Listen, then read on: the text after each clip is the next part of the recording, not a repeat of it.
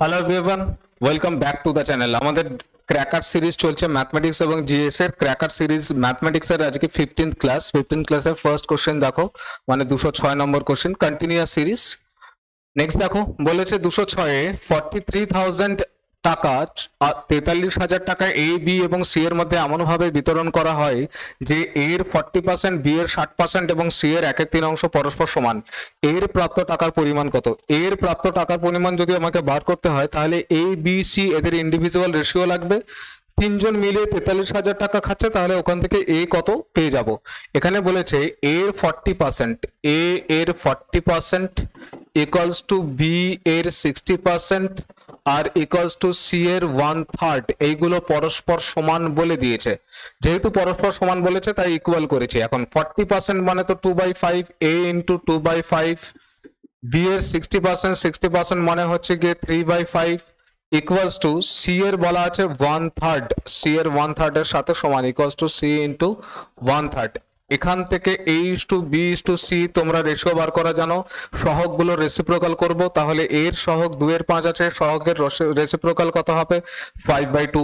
3/5 আছে, এটা কত হবে 5/3, আর এটা 1/3 আছে, তাহলে করলে 3 হয়ে যাবে। ঠিক আছে, এবার এলসিএম 2 আর 3 নিচ থেকে সরাতে হবে। 2 আর 3 এর এলসিএম 6, 6 দিয়ে যদি পুরোটাকে মাল্টিপ্লাই করি তাহলে আমার কিন্তু এখানে বেরিয়ে চলে আসবে a is to b is to c। দেখো 2 3 দুগুণা 6, 3 5 15, 3 দুগুণা 6, 5 দুগুণে 10, আর এদিকে 3 6 18। তাহলে a is to b is to c তিনজন মিলে 15 is to 10 is to 18 এই অনুপাতে টাকা খাচ্ছে। তাহলে 15 10 25 আর 18 43। এই 43 ইউনিটের ভ্যালু দেওয়া আছে 43,000 টাকা। 43 ইউনিটের ভ্যালু দেওয়া আছে 43,000 টাকা। তাহলে 1 ইউনিটের ভ্যালু কত? 1,000 টাকা। জানতে চাইছে এর প্রাপ্ত টাকা। এ কত ইউনিট নিয়ে যাচ্ছে? 15 ইউনিট। তাহলে 15 ইউনিটের ভ্যালু হবে 15 ইন্টু 1,000 মানে 15,000 টাকা। 15,000 টাকা এ, দ্যাট ইজ অপশন এ হচ্ছে তোমার কারেক্ট আনসার। নেক্সট 207 নম্বর। 207 নম্বর বলেছে একজন ব্যক্তির খাদ্য, বাড়ি ভাড়া ও ভ্রমণে ব্যয়ের অনুপাত বলা আছে 3:4:5। এইবারে যদি ব্যয় যথাক্রমে 40%, 50% এবং 20% বৃদ্ধি পায় তবে এখন ব্যয়ের অনুপাত কত? খাদ্য আছে, বাড়ি ভাড়া আছে আর ভ্রমণে ব্যয়ের অনুপাত দেওয়া আছে। এখানে খাদ্য বা ফুড দেওয়া আছে, দেন তোমার আছে বাড়ি ভাড়া আর এই হচ্ছে তোমার ভ্রমণ। এইটার জন্য যেটা রেশিও আছে সেটা হচ্ছে 3:4:5। এই 3:4:5 এ এটা খরচটা হয়, খরচের রেশিও। এখন ইনক্রিজমেন্ট এখানে কত হয়েছে? 40% হয়েছে, এখানে ইনক্রিজমেন্ট হয়েছে 50% এর, আর এখানে ইনক্রিজমেন্ট হয়েছে 20% এর। দেখো 3 এর উপরে 40% যদি বার করতে পারো তাহলে খুব ভালো। 4 এর উপরে 50% আর 5 এর 20%। 3 এর 40% মানে 1.2, 4 এর 50% মানে 2 আর 5 এর 20% মানে 1। এটা যদি করতে পারো খুব ভালো। যদি না করতে পারো তাহলে এখানে এই দুটো জিরো, এই দুটো জিরো আর এই দুটো জিরো বাড়িয়ে রেশিওটাকে বৃদ্ধি করে নাও। ঠিক আছে, তাহলে 300-র 40% মানে তো হচ্ছে 120। 300-র 40% মানে 120। তাহলে 120 যদি বৃদ্ধি পায় 300 প্লাস 120 মানে 420 হয়েছে রেশিও। 400-র 50% মানে তো 200, 400 প্লাস 200 এখন 600 হয়েছে। আর 500-র 20% মানে তো 100, 500 প্লাস 100 600 হয়েছে।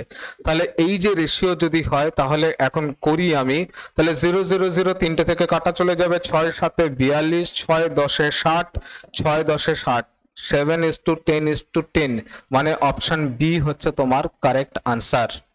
ঠিক আছে, নেক্সট দেখো। নেক্সট বলেছে একটি বাগে 1 টাকা 50 পয়সা এবং 25 পয়সা মিলিয়ে মোট 180 টাকা আছে। তাদের সংখ্যার অনুপাত 2:3:4 হলে 50 পয়সার মুদ্রা কটি আছে? তোমরা জানো অ্যামাউন্ট কিসের উপরে নির্ভর করে? অ্যামাউন্ট নির্ভর করে কোনো টাকা কতটা আছে, মানে ভ্যালু, কয়েনের ভ্যালুজ আর কতগুলো নাম্বার আছে এই দুটোর গুণফলের উপরে। তাহলে আমি ভ্যালুজ ফার্স্টে দেখবো। ভ্যালুজ গুলোকে আমার ইদার পয়সায় বা টাকায় সবগুলোতে কনভার্ট করতে হবে। 1 টাকার ভ্যালু 1 টাকা, 50 পয়সার কয়েনের ভ্যালু যদি টাকায় নিই তাহলে হাফ টাকা, আর 25 পয়সার কয়েনের ভ্যালু যদি নিই তাহলে 1/4 টাকা। এর সাথে নাম্বারের রেশিও আছে কত, নাম্বারের রেশিও আছে 2:3:4। এই দুটো গুণ করলে আমরা পাবো অ্যামাউন্ট। অ্যামাউন্ট দেওয়া আছে কত টাকা দেওয়া আছে 180 টাকা, তাহলে 2 ইন্টু 1 এখানে 2 টাকা, 3 ইন্টু হাফ মানে 3/2 টাকা, আর 4 ইন্টু 1/4 মানে 1। এই সবটা মিলিয়ে এই এত ইউনিট যেটা আছে সেই ইউনিটের ভ্যালু কত টাকা দেওয়া আছে 180 টাকা। ঠিক আছে, আচ্ছা তাহলে এখানে যদি আমি এলসিএম করি 2 দুগুণে 4, 4 তিনে 7, 7 আর 2 9, 9/2 ইউনিটের ভ্যালু কত দেওয়া আছে 180 টাকা। তাহলে 1 ইউনিটের ভ্যালু ক্রস মাল্টিপ্লিকেশন হয়ে যাবে, ওখানে 2 চলে যাবে উপরে আর 9 চলে আসবে নিচে, 9 দুগুণে 18, 140 ইউনিট। ঠিক আছে, আচ্ছা বলেছে 50 পয়সার মুদ্রা কটি আছে। 50 পয়সার মুদ্রা এই যে 3 ইউনিট আছে, তাহলে 3 ইন্টু 40 যদি করি 120 খানা, তাহলে 3 ইন্টু 40 মানে 120 খানা তোমার আছে হচ্ছে 50 পয়সার মুদ্রা। অপশন এ হচ্ছে কারেক্ট আনসার। ঠিক আছে, নেক্সট দেখো 209 নম্বর অঙ্ক। 209 নম্বরে বলেছে একটি আয়তক্ষেত্রের পরিসীমা 24 সেমি এবং ক্ষেত্রফল 54 বর্গ সেমি হলে তার কর্ণের দৈর্ঘ্য কত। একটি আয়তক্ষেত্রের পরিসীমা মানে 2 ইন্টু এল প্লাস বি, তার ভ্যালু কত দেওয়া আছে, তার ভ্যালু দেওয়া আছে 24, তাহলে এল প্লাস বি এর ভ্যালু হচ্ছে 12, এল প্লাস বি এর ভ্যালু হচ্ছে 12। ঠিক আছে, ক্ষেত্রফল এল ইন্টু বি এর ভ্যালু 54, এটা বলা আছে এল ইন্টু বি এর ভ্যালু 54। তাহলে কর্ণের দৈর্ঘ্য, কর্ণ কি হয় √, এল স্কোয়ার প্লাস বি স্কোয়ার। এ স্কোয়ার প্লাস বি স্কোয়ারের সূত্র তোমরা জানো, A plus B whole square, A plus B whole square minus 2LB, এই হচ্ছে তোমার সূত্র। তাহলে L square plus B square এখানে কত আছে 12, 12 মানে 144 মাইনাস 2LB, 54 দুগুণে 108 মানে 36 মানে 6 সেন্টিমিটার হচ্ছে তোমার কর্ণের দৈর্ঘ্য, মানে অপশন এ তোমার কারেক্ট আনসার। ঠিক আছে, নেক্সট দেখো। নেক্সট বলেছে একজন শিক্ষার্থী 240 নম্বর স্কোর করে এবং সে 5% নম্বরের জন্য ফেল করে, কিন্তু সে যদি 300 নম্বর পায় তবে 5% চেয়ে 7% বেশি নম্বর পায়, পরীক্ষায় 5 নম্বর কত শতাংশ। 240 স্কোর করেছে এবং 5%-এ ফেল করেছে, সে যদি 300 নম্বর পেত তাহলে 7% বেশি পেত। খেয়াল করে দেখো তো 240 আর 300-র মধ্যে নাম্বারের ডিফারেন্স 60, আর এই 60 নাম্বারের জন্যই তো এখানে পার্সেন্টেজের মধ্যে ডিফারেন্স হয়েছে। ফেল করছিল, পাস করা, 5% কম পাচ্ছে, 7% বেশি, তাহলে ডিফারেন্স কত এখানে 5 টাকার ধার 7 টাকা পকেটে আছে, 12%-এর ডিফারেন্স। এখানে কিন্তু অনেকেই 2% করে ফেলে, 2% নয়, একটা প্লাস আছে একটা মাইনাস আছে, এরকম করে ভাবো যে 5 টাকার ধার আছে 7 টাকা পকেটে আছে, টোটাল ডিফারেন্স কিন্তু 12 টাকা।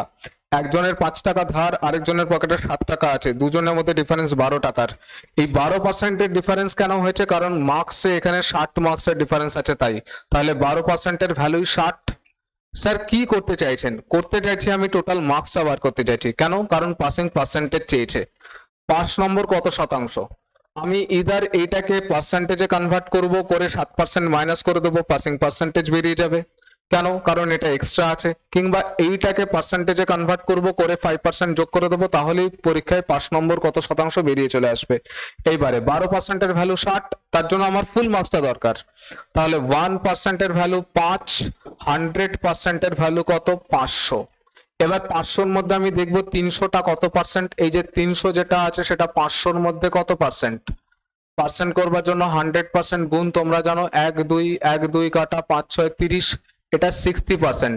60% পেয়েছে, 7% এক্সট্রা আছে, তাহলে 60% মাইনাস 7% ইকুয়ালস টু 53% হচ্ছে তোমার passing marks. That is option C তোমার হচ্ছে কারেক্ট আনসার। ঠিক আছে, নেক্সট দেখো। নেক্সট বলেছে এক ব্যবসায়ী একটি দ্রব্য 8% লাভে বিক্রি করেন, যদি তিনি দ্রব্যটি 121 টাকা কম মূল্যে বিক্রি করতেন তবে তার 3%-এর ক্ষতি হতো। দ্রব্যটি 21% লাভে বিক্রয় করতে হলে দ্রব্যটির বিক্রয় মূল্য কত হবে। একবারে বেরিয়ে চলে আসবে। 8%-এর লাভ থেকে 3%-এর ক্ষতি কেন হচ্ছে, 8%-এর প্রফিট ছিল, 8%-এর লাভ থেকে 3%-এর ক্ষতি, টোটাল কত 11%-এর গল্প। 11%-এর ডিফারেন্স কেন এসছে, কারণ 121 টাকা কম দামে বিক্রি করা হচ্ছে। তাহলে 11% ভ্যালু 121, জানতে চাইছে 21% লাভ। 21% লাভ মানে আমাকে 121% বার করতে হবে।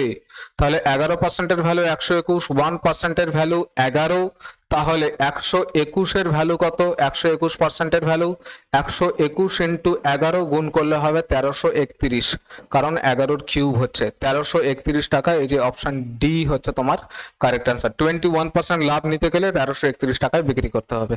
নেক্সট দেখো, বলেছে টাকায় 15টি করে লজেন্স বিক্রি করলে এক ব্যবসায়ী 25% ক্ষতি হয়, টাকায় কয়টি করে লজেন্স বিক্রি করলে তার 25% লাভ হবে?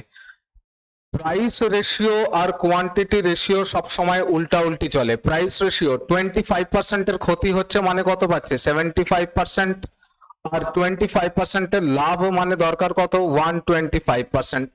রেশিও যদি করি তাহলে এখানে এদের দুজনের মধ্যে 25 দিয়ে 3 25-এ 75, 5 25-এ 125।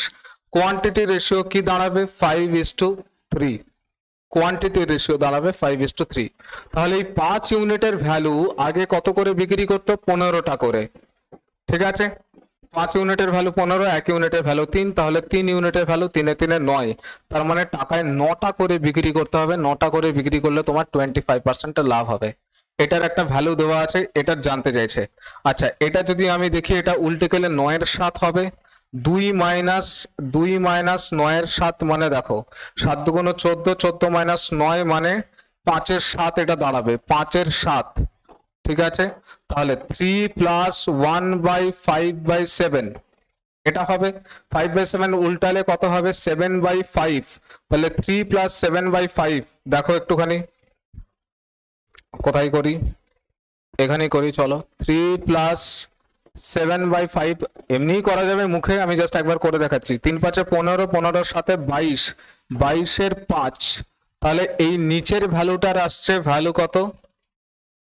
ঠিকঠাক করলাম? 3 5 15, হ্যাঁ 22-এর 5। নিচের ভ্যালুটা কত আসছে? এই পুরো যে ভ্যালুটা আছে এটার ভ্যালু আসছে 22-এর 5। তাহলে 1/22-এর 5 মানে ওটা কত হয়ে যাবে? 1/22-এর 5 মানে হয়ে যাবে 5-এর 22। তাহলে এই পুরো পার্টটা, এই পার্টটা যদি দেখি তাহলে আমি 5-এর 22 এখান থেকে আসছে, এটাকে মুছে দিই। ঠিক আছে, এই পার্টটা আসছে 5-এর 22, আর এই পার্টটা হচ্ছে 17-এর 22। তাহলে 22 তো এলসিএম, ওপরে 22/22 মানে 1 হবে কারেক্ট আনসার। এই যে অপশন এ, অপশন এ 1 হবে কারেক্ট আনসার। করে আমাকে আনসার অবশ্যই বলবে। নেক্সট বলেছে দুটি সংখ্যার অনুপাত 3:4 এবং তাদের লসাগু 84 হলে বড় সংখ্যাটি কত? 3:4 যদি সংখ্যা হয় তাহলে একটা 3x আর একটা 4x, এদের লসাগু কত হবে? 3 4 12x, সেটার ভ্যালু কত বলা আছে? 84। তাহলে x এর ভ্যালু কত? 7, 7 12 84। বড় সংখ্যাটি কত? 4 7 28, 28 হচ্ছে বড় সংখ্যাটি। That is option C correct answer. Next last question আজকে, আমরা এখন 10টা করে রাখছি। একটি বৃত্তের পরিধি এবং ক্ষেত্রফলের সংখ্যমান সমান, এটির ব্যাসের সংখ্যমান কত? পরিধি মানে কত হয়? 2πr, আর এর ক্ষেত্রফল হচ্ছে πr²। লেখাটা হয়ে গেল খারাপ, ক্ষেত্রফল হচ্ছে πr²। কাটাকুটি যদি করি তাহলে আর আর আর, এখানে একটা কাটা, এখানে পাই আর পাই কাটা, তাহলে আর এর ভ্যালু আসবে 2।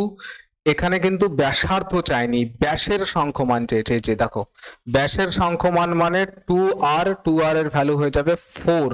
That is option C, C হচ্ছে তোমার কারেক্ট আনসার। তাহলে ক্র্যাকার সিরিজের 15 ক্লাস আমরা কমপ্লিট করে নিলাম। 15 ক্লাসে আমরা আবার ভালো কিছু অঙ্ক দেখেছি, নেক্সট ক্লাসে আবার দেখব। ততক্ষণ পর্যন্ত stay tuned, stay safe, and thank you for watching the video.